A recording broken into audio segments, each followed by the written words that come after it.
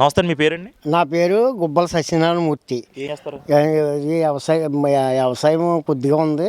తర్వాత ఏమో మామూలు కొబ్బరికాయల వ్యాపారం చేస్తాను. ఎలా ఉందండి గత ప్రభుత్వానికి ఈ ప్రభుత్వానికి, రైతులకు కానీ లేదా అభివృద్ధి పరంగా ఎలా ఉంది ఈ ప్రభుత్వం? చాలా ఈ ప్రభుత్వమే నెంబర్ 1 అండి. ఇంకేమీ అసలు ఈ ప్రభుత్వాన్ని కొట్టేది ఈ ప్రభుత్వమే లేదు. అంచేత చంద్రబాబు నాయుడు అధినేత, ఆయన అనుభుజాలు కనుక మళ్ళీ 64 సీట్లు వచ్చినాయి, 164 సీట్లు వచ్చినాయి అంటే గొప్పతనం అండి. ఇంకా అసలు ఎవడో కొట్టుకెళ్ళలేడండి ఈయన్ని, చంద్రబాబు నాయుడిని ఎవడో కొట్టుకెళ్ళలేడు అండి. నెంబర్ 1 వస్తాడు మళ్ళీని.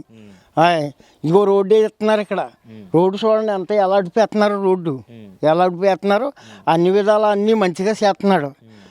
అసలు చంద్రబాబు నాయుడిని కొట్టిపోయి ఎవడో లేడండి. చంద్రబాబు నాయుడు, పవన్ కళ్యాణ్, ఆయన మన కేంద్రం మోడీ గారు, ఈ మూడు కలిసిన వల్లనే అద్భుత శక్తిని సంపాదించారండి.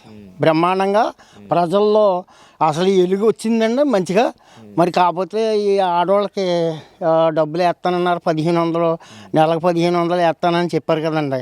అది అమలు పరుస్తారు ఇప్పుడు. ఎందుకంటే ఇప్పుడు అక్కడ బెజవాడలో అక్కడ పోవటం, నిండా మునిగిపోవటం, వాటి వల్ల లాస్ అయిపోయి మళ్ళీ ఎన్ని అవస్థలు తట్టుకుంటున్నారు వాళ్ళు, బోళ్ళన్న అవస్థలు తట్టుకుంటున్నారు.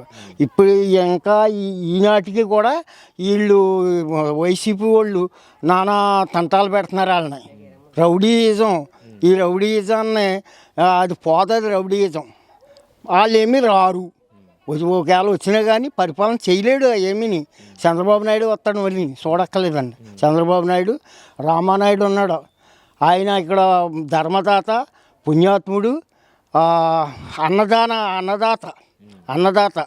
అక్కడ ధర్మాస్పటల్ ఉందంటే ధర్మాస్పటల్కి వెళ్ళి వాళ్ళు లోపల ఉన్న వాళ్ళకి గవర్నమెంట్ ఇడితే ఆయన బయట ఉన్న వాళ్ళకి ఎక్కడ లేని వాళ్ళకి అందరికీ భోజనాలు పెడుతున్నాడు.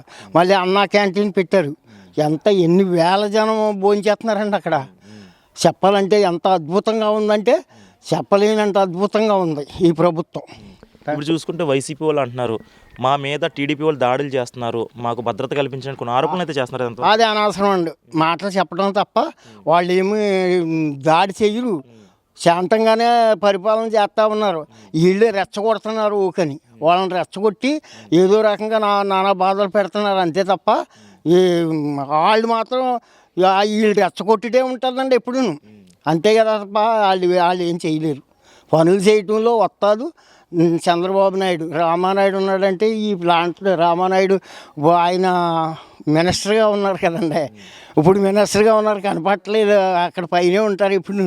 ఇదివరకు అయితే ఇలా సందులమ్మట, గొంతులమ్మట, అక్కడికి కాలగొట్లు రోడ్డు ఎత్తానన్నాడండి ఆయన.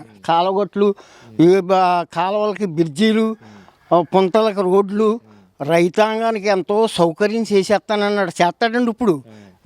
ఏంటంటే మినిస్టర్ గారు అయ్యారు కదా, జాయిగా ఇదంతా పలపడతారు, మంచిగా చేస్తారు. చాలా అదృష్టం. మేమే అదృష్టవంతులు. ఎందుకంటే ఆ ప్రభుత్వం రావటమే మాకు అదృష్టం.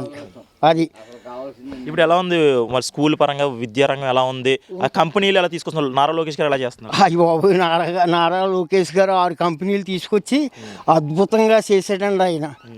ఇంకా అద్భుతం చేస్తారు. ఏమి అసలు చాలా వైసీపీ ఎటువంటి పెట్టుబడులు పెట్టలేదు ఈ ప్రభుత్వం. నారా లోకేష్ అసలు ఏ కంపెనీలు తీసుకురాలేదండి ఆయన హయాంలో. ఏ కంపెనీలు తీసుకొచ్చాడు?